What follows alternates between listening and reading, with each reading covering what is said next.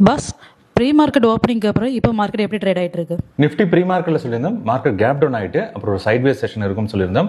அதுக்கப்புறம் ரிகவரிக்கு பாசிபிள்னு சொல்லியிருந்தோம். 23,760 கிட்ட மார்க்கெட் ஓப்பன் ஆகிட்டு அங்கிருந்து மார்க்கெட் ரிவ்யூ ஃபாலோ ஆக ஆரம்பிச்சிருச்சு. இப்போதைக்கு 23,600 அப்படிங்கிற லெவலில் மார்க்கெட் சஸ்டெயின் ஆகிட்டு இருக்கு. Both call and put option premium ஹெவியாக டிகே ஆகிட்டு இருக்கு. வாங்க நம்ம சார்ட்டை செக் பண்ணி பார்க்கலாம்.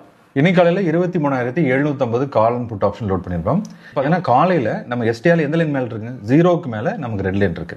ஜீரோக்கு மேலே ரெட் லைன் இருந்துச்சு அப்படின்னா நம்ம புட் ஆப்ஷன் பை பண்ணணும். அதே நேரத்தில் ஜீரோ கீழே பாருங்க நம்ம கிரீன் லைன் இருக்கு. ஒரு சைட் கால் ஆப்ஷன் செல் பண்ணுறாங்க, ஒரு சைட் புட் ஆப்ஷன் பை பண்ணுறாங்க.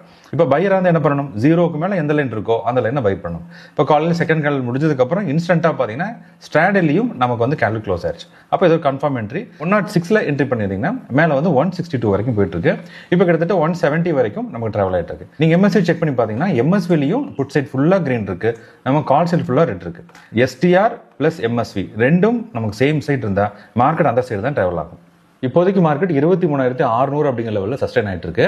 எஸ்டிஆர்ல call option side cross over ஆச்சு அப்படின்னா அப்போ நீங்க கால் சைட் என்ட்ரி பண்ணலாம். இப்போதைக்கு மார்க்கெட் செல்லிங் ப்ரெஷர்ல தான் இருக்கு.